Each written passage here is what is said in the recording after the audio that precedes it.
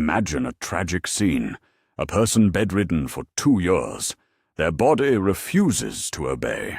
Doctors are helpless, and loved ones are losing hope. This is not life, but an existence overshadowed by the approaching end. This is how the story of Maya Gogulan began. A woman standing on the brink of despair. At a pivotal moment, she realized, only she herself could find the strength to be saved. The horror lay not just in the illness, but in the awareness of her own helplessness, in feeling like a burden. The medical system had written her off, and even her doctor suggested applying for disability. But in that moment of desperation, a bold thought struck her. What if she could find a path to healing herself? What if hidden within her were strengths no one suspected? It was then that she learned about a mysterious Japanese system, little known in the USSR. Following its principles, she achieved the impossible. She rose from her bed, against all prognosis. How did she achieve such an incredible result? The answer to this question will unfold in the following narrative. However, the fateful turning point in her biography occurred somewhat later, during a period when she had almost reconciled herself to the circumstances. Maya Gogulan had not yet reached her 50th birthday, when she was afflicted by a condition that evokes a subconscious fear in everyone, absolute and all-consuming helplessness. The illness, whose nature doctors could never definitively determine, confined her to bed for long and agonizing months. Unbearable pain, debilitating apathy, and relentless, all-consuming fatigue became her daily reality. Her doctor seemed to have lost all hope of recovery, and suggested applying for disability, not as a temporary respite to alleviate suffering, but as a final and irreversible verdict for the remainder of her days. I lay there, Maya recounted, and one thought tormented me. Is this truly the end? Will my life turn into an endless wait for death? And most importantly, why does no one want to fight for me? Why has everyone given up? The answer to this question was simultaneously horrifying and obvious, because everyone around her had long since capitulated, absolutely everyone, except for herself. In that moment, as darkness enveloped her soul like a pre-dawn mist, an ancient parable, almost erased by time, unexpectedly surfaced in Maya's memory. It was the tale of 2 frogs who, by chance, found themselves in a pitcher filled to the brim with milk. One, succumbing to the despair that overwhelmed her, resigned herself to the inevitable and ceased to struggle, sinking to the bottom of the milky abyss. The other, despite the seemingly hopeless situation, continued to desperately churn with her paws, unwilling to give up. And her persistence was rewarded. The milk, through her efforts, transformed into butter, allowing her to gain solid footing and climb out to freedom. I am that second frog, Maya declared to herself with unwavering determination. I will not allow myself to drown in this ocean of despair and helplessness. I will fight to the end. From that pivotal day, Maya forever abandoned hopes of external help. She embarked on her own path, full of independent searches and discoveries. She tirelessly studied information, delved into books and articles, and experimented with various methods, unafraid of mistakes or failures. And then, one day, after long and painstaking research, she was fortunate enough to stumble upon something that fundamentally changed her life. An ancient Japanese healing system, largely forgotten and completely unknown to those around her. However, what initiated her astonishing return to a full life might seem, at first glance, quite unusual, and even paradoxical. Yet, at the same time, frighteningly logical. Her discovery became a true sensation, a unique healing system developed by Japanese engineer Katsuzo Nishi. This man, defying the grim verdicts of doctors, not only broke free from the grip of a fatal illness, but also dedicated his life to creating a holistic philosophy of health. His perspective on the human body and the causes of its ailments was innovative and original. Nishi asserted that the root of most ailments lay not so much in viruses or natural aging, but in impaired blood circulation and improper posture, leading to an imbalance of the entire body. Shifted vertebrae, compressing nerve endings and blood vessels, and blood poisoned by toxins, this, in his opinion, slowly but surely destroyed the human body from within. Mai immersed herself in studying his works and immediately understood this system radically differed from the usual canons of traditional medicine. There was no place for medications, complex surgeries, or expensive procedures. Only strict discipline, simple but effective actions, and faith in the body's self-healing power. She began to adapt the Japanese rules and methods to Soviet realities. Unfavorable weather conditions, cramped living spaces, and the absence of specialized equipment. All of this significantly complicated the task.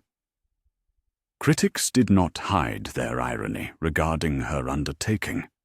Loved ones, exhausted by her illness, had long lost hope for her recovery, and medical professionals remained silent, refraining from any prognosis. But Mai, against all odds, continued to pursue her goal with unwavering persistence. Lying on the floor, with a roll under her head and a book on her chest, she performed these simple, yet, in the opinion of those around her, utterly meaningless movements daily, without a single break. And within a few weeks of diligent training, she was able to sit up independently for the first time. Then, to her own and everyone's astonishment, she managed to stand up, and soon after, to walk again, taking hesitant but firm steps. However, the most striking aspect was that her journey to recovery began with an unexpected decision: the abandonment of her bed, or more precisely, her usual way of resting. The first rule, which became the foundational principle of her healing, stated, "Restore strength in sleep." Maya Gogulan was convinced. Every person can heal their body even during sleep, but only if they provide their body with optimal conditions for recovery. The first step towards change in her life was giving up her soft mattress. Mai moved her bed to the floor, making her sleeping surface as firm as possible. Instead of a traditional mattress, she chose to use 2 sturdy camel wool blankets, carefully folded one on top of the other. On top of that, an ordinary sheet. Yes, it was hard, incredibly hard. Nevertheless, it was precisely this unaccustomed firmness, she admitted, that yielded the first, much-desired results. Katsuzo Nishi's system convincingly states, sleeping on a hard and flat surface promotes the natural straightening of the spinal column and stimulates healthy, full blood circulation. While you sleep, your body actively eliminates venous stagnation and harmful substances. Internal organs begin to breathe more freely, debilitating swelling subsides, old back pains disappear, and ultimately you awaken not broken and exhausted, but truly rested and full of vital energy. Mai recalled how, after just a week of this unusual sleep, she stopped waking up with the annoying numbness in her legs that had plagued her for many years. After 2 weeks, she felt significantly less penetrating pain. And most importantly, a surprising lightness gradually returned to her body. That very lightness that most people facing similar illnesses consider lost forever and irrevocably. However, her extraordinary approach to organizing sleep was not limited to merely choosing a firm surface for rest. What she began to use instead of a conventional pillow might seem, at the very least, unusual, but it was precisely this step that brought tangible and long-lasting benefits for the health of her brain and cervical spine. The second rule she defined for herself was categorical: abandon the pillow. Maya quickly realized that an ordinary, seemingly convenient and indispensable pillow was a true adversary to a healthy spine.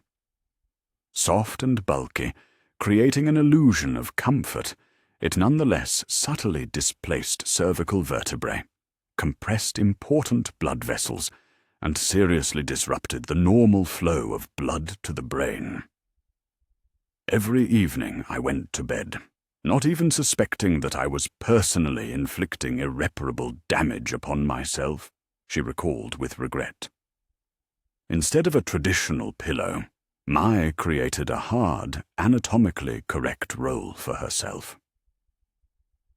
To do this, she took an ordinary wooden rolling pin, carefully wrapped it in dense fabric, securely fastened the edges, and obtained an ideal, firm, and rigid support that specifically supported the back of her head and ensured the correct position of her cervical spine. This was not merely comfort in the usual sense. It was targeted and effective therapy.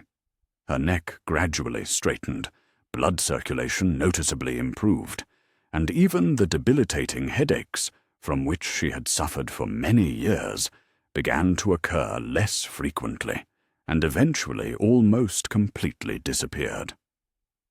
Many of her acquaintances and friends teased her, ironically asking, "What, are you sleeping on a log?" To which Maya, with a smile and a sense of self-dignity, replied, "Yes, exactly. And now I no longer get dizzy in the mornings, and I feel much better." Such an unconventional solution might seem strange and even absurd until one experiences its beneficial effects firsthand. But this was only the second, albeit very significant, step on her path to recovery. The essence lay not simply in being on a hard surface, but in the gradual delicate return of movement to the body. The realization that every movement, even the most insignificant, was a spark of life awakening in the body, was of great importance. The next step became a true triumph in the recovery process, resembling the graceful dance of a fish in water, and had a comprehensive impact on her overall condition. Rule number 3, dubbed the goldfish, became another cornerstone of her system.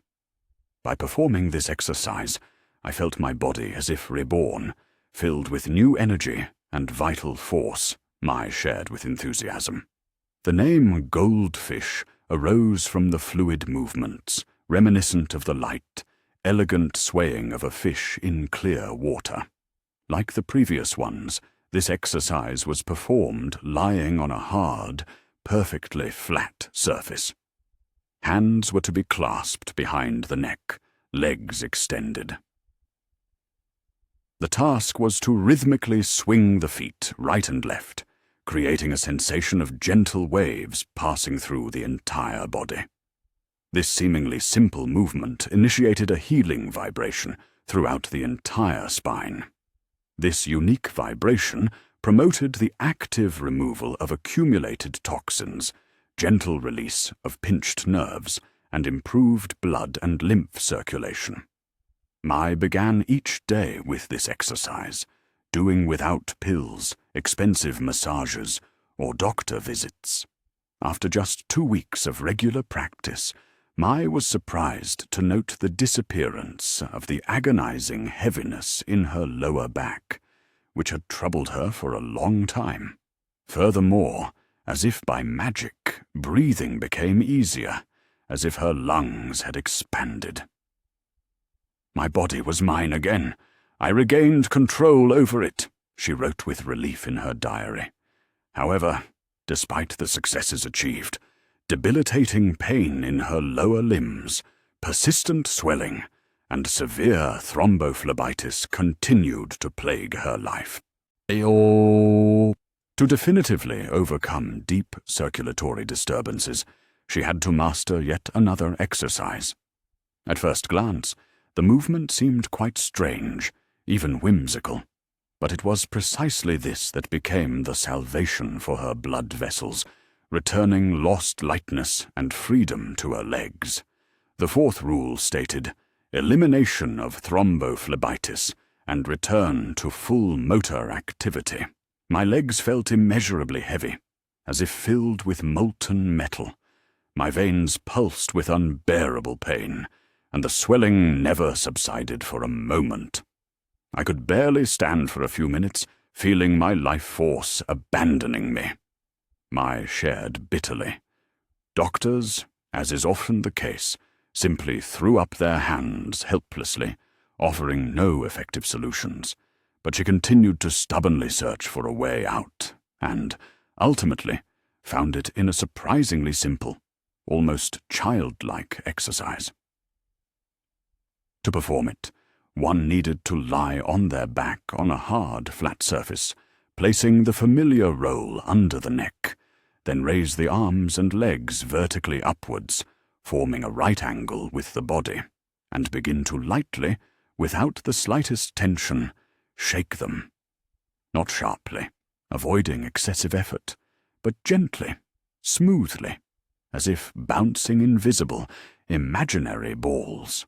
After just a few minutes of this extremely simple but incredibly effective movement, blood began to circulate through the body in a completely new way, more freely and intensely. The unpleasant numbness disappeared, and the desired lightness returned to the tips of her fingers and toes. Mai performed this exercise daily, without a single break, and after just 1 month, she completely forgot about the agonizing swelling. It was as if I had shed heavy, binding chains that held me captive to illness, she recounted with jubilation. But the effect was not only physical. With each movement performed, her lost faith in her own strength and in the possibility of full recovery returned. She no longer felt like a helpless victim of her own body, which had seemed out of control. Despite all the successes achieved, Mai realized that further progress was necessary to achieve complete recovery. The human body is an incredibly complex mechanism, where each element is inextricably linked to others. It is impossible to achieve true health if, even when some organs function correctly, others operate incorrectly, or are completely inactive. The next stage of her wellness program was an exercise designed to restore a deep internal connection and harmony between all parts of the body. The fifth rule stated, restore the lost connection within the organism. I came to a clear understanding, Mai wrote, that the healing and restoration of the body are impossible until it begins to function as a unified whole. Illness destroys not only the physical structure of the body, but also its internal harmony and integrity. The connection between individual parts of the body is disrupted, limbs exist independently, and the mind separates from the body. To restore this invisible but vitally important balance, Mai performed a seemingly simple exercise daily, requiring full concentration and resembling meditation. Lying on her back with the roll under her neck, she slowly bent her knees, joining her feet, and brought her hands together, joining her palms on her chest. Closing her eyes, she remained in this position for 10 minutes, completely relaxing and going inward. Perhaps to some, this may seem overly simplistic, even elementary, but it was in this resonant silence, in this frozen and utterly harmonious state, that a profound process of transformation of the entire organism began. Blood pressure gradually returned to normal. Breathing became measured and smooth, and the burdensome anxiety dissipated from her heart. These were my precious 10 minutes of genuine, comprehensive soul and body reboot, she shared with heartfelt warmth. However, the human body is not merely a conglomeration of tissues and organs. It is also a complex energy system, a network of unseen flows that we often do not consciously perceive, but which, nevertheless, fundamentally influence our overall well-being and vital energy. And here, in her daily practice, arose the final, yet extremely important concluding touch, a special breath that seemed to awaken absolutely everything in her body to life. Rule number 6, the breath that bestows healing. Maya asserted, we all breathe. It happens automatically, but almost none of us do it truly correctly, with deep awareness and benefit for the body. This final key exercise, which organically wove into her unique healing system, Maya dubbed breathing exercises for life. On the hard bed, cross-legged, she engaged in a special ritual. She didn't need to stand up, possess exceptional strength or special skills, only to fully immerse herself in her internal sensations. Maya began to slowly sway from side to side, like a pendulum, simultaneously performing deep diaphragmatic breathing. This rhythmic process activated the activity of all internal organs, beneficially affected digestion, relieved painful spasms, and calmed the nervous system. I practiced this daily, without exception, and felt filled with deep silence and serenity, she shared in her notes. It was not just an exercise, but a true morning ritual, a sacred act. It was with this that Maya began each of her days, and in these moments of profound concentration and harmony, she realized that her body was no longer an enemy, no longer a source of torment. It once again became her loyal helper and reliable support. However, the most astonishing moment arrived not during the performance of the exercises, but approximately 3 months after she began applying the comprehensive system. It was then that Maya, for the first time in 2 long years, was able to stand up independently and visit her attending physician, who had given up all hope of seeing her again. The doctor's reaction was truly astounding and unexpected, a triumphant return from the darkness of despair to a full life. I came to the hospital not as a helpless patient, but as a conqueror who defeated her ailment, Maya recalled with pride. The doctor, who had previously suggested she apply for disability, was profoundly shocked. Seeing her standing before him, he could only exclaim in amazement, "My, is that really you? Incredible!" She took out a neatly prepared description of the Nishi system from her bag. Her goal was not to share complaints or requests, but a ready, proven solution that had returned her life.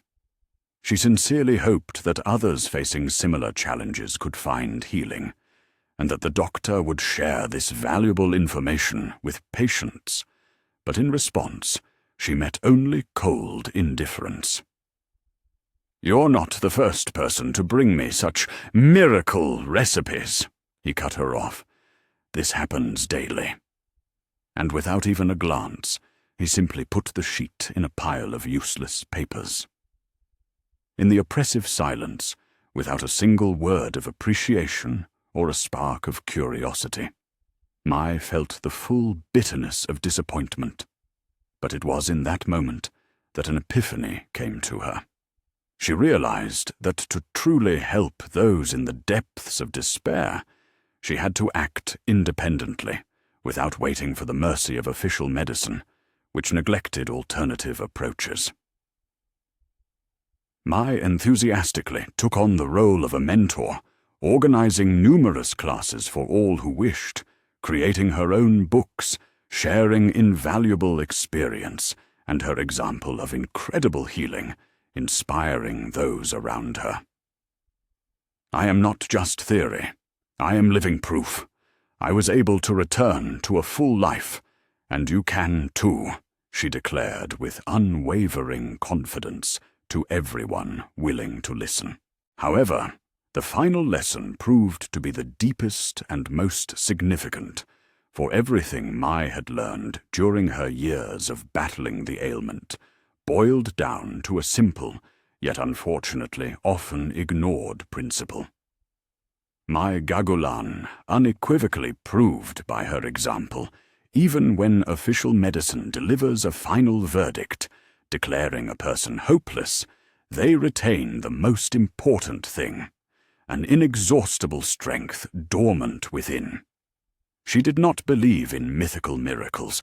Instead, she purposefully created them herself, stone by stone, day by day, exercise by exercise, step by step.